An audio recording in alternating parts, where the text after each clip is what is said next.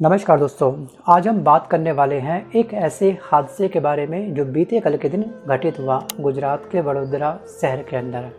So guys, ये सिर्फ एक हादसा नहीं था बल्कि सिस्टम के सड़े हुए भ्रष्टाचार की एक खुली कब्रगाह है। और ये भ्रष्टाचार की खुली कब्रगाह हमने बीते कल के दिन पहली बार नहीं देखी है। इसके दर्शन हम लोग कई बार पहले भी कर चुके हैं। ऐसे भ्रष्टाचार की खुली किताब हमारे भारत के अंदर तैयार हो रही है, जिसमें हर रोज़ एक नया पन्ना दर्ज होता है। सो गाइस, गुजरात के वडोदरा में महिसागर नदी पर बीते कल के दिन जो पुल था वो कोलैप्स कर गया, मतलब कि टूट गया। सो गाइस, टूटा सिर्फ ये ब्रिज नहीं था, टूटी थी उसके बाद कई सारी जिंदगियां, कई लोगों के सपने, और टूटी थी वहाँ की आम जनता का एक बहुत बड़ा भरोसा, जो भरोसा दिखाया था उन्होंने अपने नेता के ऊपर कि वो नेता उस राज्य के लोगों का कल्याण करेगा। लेकिन उन्हें क्या मालूम था कि यही भ्रष्टाचार, यही नेता उनकी ज़िंदगी पर लगा देगा एक फुल स्टॉप। 10 लोग बीते कल के दिन मारे गए हैं, 2 बच्चे इसमें शामिल हैं। लेकिन सरकार क्या होती है, ऐसे हादसों के बाद कुछ समय तक खामोश रहती है। क्या सच में सिस्टम अंधा है और मीडिया को कुछ और ही दिखाना होता है अपनी टीआरपी के लिए? रोज़ एक डिबेट हिंदू मुस्लिम धर्म के ऊपर लगी पड़ी है हमारे टीवी चैनलों के ऊपर। सो गाइस, सवाल ये नहीं है कि आखिरकार पुल क्यों टूटा, सवाल ये है कि सिस्टम कब तक टूटता रहेगा और हम इसे टूटने देंगे। क्योंकि नेता को चुन के कौन लाया, हम ही तो लाए हैं कहीं ना कहीं। और हम कब तक चुप रहेंगे आखिरकार? क्या सच में हमारा भारत देश बिग बॉस का एक शो बन चुका है, जहाँ पे हर रोज एक नया एपिसोड लॉन्च होता है, हम नए एपिसोड की तरफ मूव कर जाते हैं, पिछली घटना को हम लोग भूल जाते हैं। बीते कल के दिन 9 जुलाई को जो ये हादसा हुआ है, ये पुल 45 साल पुराना भले ही था, बट इतने जल्दी इसका टूटना नहीं बनता था। सोचिए, पुल के टूटने में 2 ट्रक समा गए नदी के ऊपर, इतनी ऊंचाई से ट्रक गिरा, 2 कार, 1 ऑटो और एक पिकअप वैन सीधे नदी में समा गई। कितना बड़ा हादसा हुआ है, सोचिए। इतनी बड़ी संख्या में लोग यहाँ पे मारे गए हैं। कुछ लोग बोलेंगे 10 लोग तो कुल हैं। भाई, ज़िंदगी ना एक एक काफ़ी कीमती होती है। जब कोई अपना हमारा कोई निकलता है ना ऐसे हादसों के अंदर, तब शायद एहसास बहुत जल्दी होता होगा हमको। मुझे पता है कि मैंने देखा था कि वीडियोस में कमेंट यही आए थे, बस 10 लोग, चलो छोटा हादसा हुआ, छोटी बला में टल गई कहीं।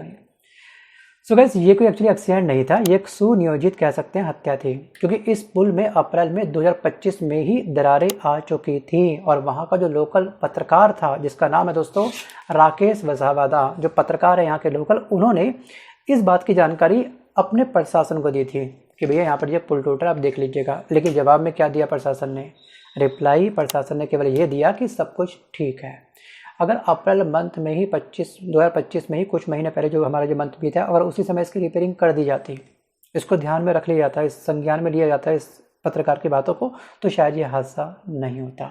सोचिए, आपको याद होगा इससे पहले भी 2022 में घटना हुई थी, बहुत तगड़ी, बहुत बड़ी मोरबी घटना आपको याद होगी ना, जो मच्छू नदी पर जो 143 साल पुराना पहले पुल टूटा था, जिसमें 135 लोग मारे गए थे। भाई, ये संख्या काफ़ी बड़ी थी और 180 लोग उस समय घायल हुए थे। जांच बैठी, दिखावा हुआ, मीडिया ने कुछ समय के लिए हल्ला काटा, उसके बाद हम सब गजनी बन गए, मतलब हम सब इस घटना को भूल गए। शायद कुछ लोगों को पता भी नहीं होगा 2022 में मोरबी घटना थी क्या, मच्छू नदी थी क्या, कितने लोग मारे गए थे। आज फिर वही बात रिपीट हुई है, मतलब कि वही स्क्रिप्ट दोबारा से क्या हो गई है, तैयार हो चुकी है। हादसा हुआ, मीडिया ने दिखाया, अब उसके बदले में कुछ जाँच कमेटी बैठा दी जाएगी, बाद में चुप्पी। अगर आप देखेंगे ना, इंडिया में जो आंकड़ा है लगातार पुल गिरने का बढ़ता जा रहा है, परवान चढ़ रहा है, 7वां आसमान छू रहा है। 1977 से लेकर के 2017 के बीच में 2000 से ज़्यादा पुल गिर चुके हैं। यानी कि अगर हम निकालेंगे इसकी एवरेज, अगर हम निकालेंगे इसकी औसत, तो हर 7 दिन में एक पुल, एक ब्रिज कोलैप्स होता है, मतलब गिरता है। सरकारें हर बार क्या कहती हैं कि हमने जांच बैठा दी है। जैसे ट्रेन एक्सीडेंट होता है ना, ट्रेन आपस में टकरा जाती है, ट्रेन आपस में पटरी से नीचे उतर जाती है, बड़े हादसे, तो उसमें क्या होती है, जांच कमेटी बैठा दी जाती है। सोचिए। और यहाँ पे ना एक रिपोर्ट मैंने रीड करी थी, और इस रिपोर्ट के मुताबिक कि हर सरकारी इंफ्रास्ट्रक्चर प्रोजेक्ट में 30% पैसा रिश्वत में चला जाता है, इसलिए उसकी कॉस्ट बढ़ जाती है। क्योंकि जो बिल्डर है वो कोई समाज सेवा तो कर नहीं रहा, उसको अपना कमीशन सेट करना है, कुछ ना कुछ तो मुआवजा पैसा कमाएगा उसमें कहीं ना कहीं, तो वो अपना जो रिश्वत का पैसा होता है वो भी अपने उस कंस्ट्रक्शन की कॉस्ट में ऐड कर देता है। और सीबीआई की स्टडी ये कहती है कि 90% रिश्वत ना नगद में दी जाती है। और जो लोग ये बोलते हैं भैया नगद नहीं चाहिए हमको, इतना पैसा हम कहाँ रखेंगे, कहीं रेड ना पड़ जाए, क्योंकि रेड मूवी आपने देखी होगी, तो कुछ लोग पैसा ना लेकर के उसके बदले में घड़ियाँ, महंगी घड़ी, बंगले, गाड़ियाँ रिश्वत के रूप में ले लेते हैं। और 70% मामले इसी कंडीशंस में दर्ज होते हैं। अब बात करते हैं कि ये हादसा तकनीकी लापरवाही की वजह से हुआ था या फिर इसके पीछे कोई और सबसे बड़ी वजह छुपी हुई है। लेकिन उससे पहले आपको समझना होगा कि आखिरकार बेंडिंग मोमेंट क्या होता है। सो गाइस, जिस पॉइंट पर ये ब्रिज टूटा है वहाँ पर बेंडिंग मोमेंट यानी कि सबसे ज़्यादा ताकत रखती है। इस बात को आप छोटे से एग्जाम्पल से देखिएगा कि अगर आपने कोई चेयर बाय करी, ठीक है, ऑफिस चेयर बाय करी, तो सबसे अधिक जो फोर्स लगेगा वो चेयर के किस हिस्से में लगेगा? भाई सबसे ज़्यादा फोर्स लगेगा उस हिस्से में जहाँ पर आप लोग बैठोगे, और आपका बैठने वाला जो आपका पूरी बॉडी का वेट होगा वो जाके कहाँ चलेगा? उसके पैरों पर पहुँच जाएगा। तो इसलिए हमेशा किसी भी चेयर के जो पैर बने होते हैं वो लोहे के बने होते हैं। हाँ, वो अलग बात है कि आप प्लास्टिक चेयर में बैठ रहे हो तो अलग बात है, लेकिन उसके प्लास्टिक के जो पैर भी होंगे ना वो भी काफ़ी मजबूत होंगे, क्योंकि वो उसका क्या है? बेंडिंग मोमेंट है। सो गाइस, वैसे जो फ्लाईओवर होता है, फ्लाईओवर में गाड़ी आ भी रही है, गाड़ी जा भी रही है, तो जो बीच का हिस्सा होता है ये कहलाता है बेंडिंग मोमेंट। और इस बीच वाले हिस्से में आपको काफ़ी अधिक पिलर दिखाई देते हैं। काफ़ी सारे दोस्तों लोहे की जो शीटें होती हैं वो बेस में इसके लगी होती हैं, और इसलिए इसकी कॉस्ट काफ़ी अधिक बढ़ जाती है। अगर बेंडिंग मोमेंट आपने किसी भी चीज़ का वीक छोड़ दिया तो वो चीज़ बहुत ही जल्दी टूट सकती है, कोलैप्स हो सकती है, चाहे वो कोई चेयर हो या फिर कोई फ्लाईओवर ही क्यों ना हो या फिर कोई और ही वस्तु क्यों ना हो। यानी कि यहाँ पर सबसे मजबूत मटेरियल, सबसे सटीक डिज़ाइन इसी एरिया का होता है, और सबसे ज़्यादा देखभाल इसी स्थान की आवश्यक होती है। यानी कि सबसे ज़्यादा देखभाल होनी चाहिए इसी जगह की। लेकिन वहाँ निकली सिर्फ क्या? रेत और जंग लगी लोहे की छड़ी, या फिर छड़े कह सकते हैं। हर साल इस पुल की मरम्मत के नाम पर करोड़ों की फाइलें चलती हैं, लेकिन वो मरम्मत केवल कागजों पर हुई। जब उस पत्रकार ने प्रशासन को रिपोर्ट भेजी, जानकारी भेजी कि पुल टूट चुका है, दरारें आ रही हैं इसमें, तो आखिरकार संज्ञान वहाँ की प्रशासन ने क्यों नहीं लिया? ये सबसे बड़ा क्वेश्चन मार्क है। पैसा ठेकेदार की जेब में गया, मरम्मत का पैसा ठेकेदार की जेब में गया, और अफसर की घूस में गया, नेता की पार्टी फंडिंग में गया, और जनता नदी में डूब गई। सो गाइस, ऐसी घटना इतिहास में पहले भी कई बार हो चुकी हैं। तमाम स्क्रीनशॉट आपके सामने ये रहे, वीडियो को पॉज करके आप लोग पढ़ लीजिएगा। अब बात करते हैं कि आखिरकार जनता और मीडिया का क्या रवैया होता है। जनता सिंपल गजनी है, गजनी मूवी काफ़ी दिल से देखी है, पिछली घटना को भूल जाते हैं, नई घटना में हम लोग स्विच कर जाते हैं। सोचिए 145 करोड़ की आबादी में 10 लोग मरे तो क्या हो गया? कुछ लोग ऐसा बोल सकते हैं, क्योंकि मैंने इससे संबंधित वीडियो वॉच किया था यूट्यूब पर, ना तो मैं चैनल का नाम लूँगा ना उस पर्सन का नाम लूँगा, उस घटिया पर्सन का जिसने कमेंट किया था। बस 10 लोग तो मारे गए हैं, कोई नहीं, ठीक है। ऐसा लगता है कि सरकार को फ़र्क नहीं पड़ता है, और मीडिया 90% केवल डिबेट्स में बिजी है हिंदू मुसलमान के धर्मों के ऊपर। ब्रिज गिरा, कोई ट्रेंड नहीं, कोई प्राइम टाइम पर कोई न्यूज़ खास नहीं, केवल 2 से 3 मिनट का वीडियो बना दिया, अपनी टीआरपी के लिए डाल दिया अपने चैनल पर। क्योंकि इस हादसे में ना कोई मशहूर चेहरा नहीं मरा, बस कुछ गरीब लोग तो मरे हैं, बस कुछ आम आदमी थे उसमें।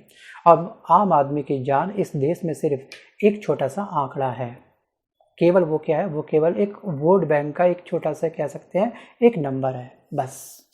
सो गाइस, हमारे देश में सड़कें कमीशन से बनती हैं, गुणवत्ता से नहीं बनती हैं। ध्यान रखिएगा, पहली बार इसमें बहने वाली सड़कों की कहानी हर शहर की है। और भारत के मैक्सिमम राज्यों के अंदर, खास तौर पे भारत की राजधानी जो दिल्ली है, दिल्ली में हल्की सी बारिश होती नहीं है। जी हाँ, हल्की सी बारिश होती नहीं है, उतने में ही वाटर लॉगिंग स्टार्ट हो जाती है। हर सड़कें क्या होती हैं? पानी से लबालब हो जाती हैं। ये हाल है हमारे भारत का। चलिए ठीक है, कुछ बातें यहाँ पे काफ़ी अच्छी भी हैं, क्योंकि यहाँ पर भारत के अंदर कोविड के बाद आस्था काफ़ी चरम पे पहुँच गई है। भगवान क्या होते हैं, आस्था क्या होती है, भक्ति किसे बोलते हैं, अंधभक्ति किसे बोलते हैं, ये सब परिभाषाएं शायद हम आम जनता अच्छे से सीख चुकी है। लेकिन दूसरी तरफ जो बेरोजगारी है, जो करप्शन है, वो काफ़ी सुप्रीम पहुँच चुका है, मतलब कि काफ़ी परवान चढ़ चुका है। और वैसे भी कहते हैं कि भूखे पेट भजन ना होत। जी हाँ, भूखे पेट आप कितने दिन कर लोगे भजन? 1 दिन, 2 दिन, 5 दिन, 10 दिन, 1 महीना भूखे पेट आप भजन कर सकते हो। उसके बाद क्या होगा? उसके बाद आपको आवश्यकता पड़ेगी रोटी की, और रोटी आती है पैसों से। चलिए वापस आता हूँ मैं मुद्दे की तरफ। अब यहाँ पे भ्रष्टाचार हुआ, ठीक है, पुल टूटा, पुल को बनाने के लिए एक नई फाइल स्टार्ट होगी, एक नया टेंडर निकाला जाएगा। इस पुल का यह हिस्सा जोड़ने के लिए टेंडर निकलेगा, उसमें 30% कमाई पहले से ही सेट हो जाएगी, किसके पास जानी है। उस प्रोजेक्ट के अंदर, उस कोटेशन के अंदर 30% अमाउंट को और ऐड कर दिया जाएगा, करप्शन अकाउंट प्लस। और इस सिस्टम को हम सब ने मिलकर बनाया है। ध्यान रखिएगा, हम भ्रष्ट नेताओं को हीरो बना देते हैं चंद सेकंडों में। जो बंगला बना लेता है अपना, उसे हम कामयाब कहते हैं, और जो ईमानदार है उसे हम पागल कह करके छोड़ देते हैं। सो गाइस, आप देखिएगा कि हमें हर टूटी सड़क, हर गिरते पुल की जिम्मेदारी तय करनी होगी। हमारी सरकार को तय करनी होगी और हमें अब चुप रहना छोड़ना होगा, आवाज़ उठानी होगी। ठेकेदार, अफसर, इंजीनियर सबको जवाबदेह बनाना होगा कि आखिरकार आपने इसका ऑडिट जो किया था वो किस बेस पे किया था, क्योंकि ऐसी घटनाएं ना अब लगातार बढ़ती जा रही हैं और हर मरम्मत की जानकारी इनको सरकारी वेबसाइट पर प्रोवाइड करनी चाहिए। और वेबसाइट में कोई लाखों करोड़ों रुपए का खर्चा नहीं आता है, वो अलग बात है कि आप करप्शन का अमाउंट इसमें ऐड कर दो तो वही खर्चा शायद कई अरब तक पहुंच सकता है। भाई पता होना चाहिए कि आम जनता को कि आखिरकार हमारे राज्य के अंदर किस स्थान पर कितना विकास हो रहा है, कि विकास कब तक पूरा होगा, इसकी जानकारी एक आम जनता को मेरे पॉइंट ऑफ व्यू से होनी चाहिए। जो भ्रष्ट है उन्हें इज्जत देना हमको बंद करना होगा और जो ईमानदार हैं उन्हें आवाज़ दीजिएगा अपनी। जी हाँ, हो सकता है कि अगली घटना हमारे किसी शहर में हो जाए। जी हाँ, जो मरेगा क्या पता वो हम में से कोई एक हो। साफ साफ बात कहने का अर्थ ये है कि एक दिन आप भी बस एक आंकड़ा बनकर ना रह जाएं। इसलिए इससे पहले जो चल रहा है उसके खिलाफ आवाज़ उठाना स्टार्ट करो। अच्छा हो रहा है तो ठीक है, अप्रिसिएट करो। भाई हमारा भारत वर्ल्ड की चौथी सबसे बड़ी अर्थव्यवस्था बनने जा रहा है। अभी बना नहीं है लेकिन लोगों के माइंड में ये छप चुका है कि हाँ भारत बन चुका है। चलिए मैं मानता हूँ कि बन चुका है, लेकिन आखिरकार फिर किसान इतनी आत्महत्या क्यों कर रहे हैं? महिलाओं को इतनी इनसिक्योरिटी क्यों लगती है? अंधेरे में बाहर निकलते समय 7:30 बजे अगर अंधेरा हो गया तो वो बाहर अपने किसी काम से नहीं जा सकती है। आखिरकार क्यों? सोचिए, करप्शन का लेवल कहाँ से कहाँ पहुँच चुका है। सोचिए, नई संसद जो बनी थी उसकी भी छत टपकना टप टप टप स्टार्ट हो गई थी। नीली बाल्टी आपको याद होगा ना? महाकाल कॉरिडोर उद्यान का चंद महीनों बाद ही एक हल्का सा विंड चला, ठीक है, हवा की रफ्तार काफ़ी नॉर्मल थी, सभी के सभी जो वहाँ की मूर्तियाँ थीं वो अचानक से ज़मीन पर धराशायी हो गई थी। आखिरकार क्यों? सरदार वल्लभ भाई पटेल जी की मूर्ति में भी अब क्रैक आ चुके हैं, आपको पता होगा। मतलब कि अब जो है ना भ्रष्टाचार का जो लेवल है काफ़ी अति पहुंच चुका है। शायद कुछ लोग बोलेंगे इसी को तो कहते हैं कलयुग। अब कलयुग में यही तो होगा और क्या होगा। तो ठीक है, कलयुग के अगले शिकार फिर आप भी बनने के लिए तैयार रहिएगा। जो ऐसा विचार रखते हैं उनके लिए मैं बोल रहा हूँ, ये बात मैं सबके लिए नहीं बोल रहा हूँ।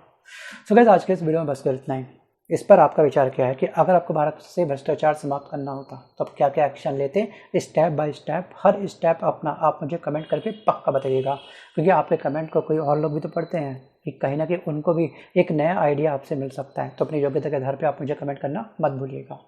धन्यवाद।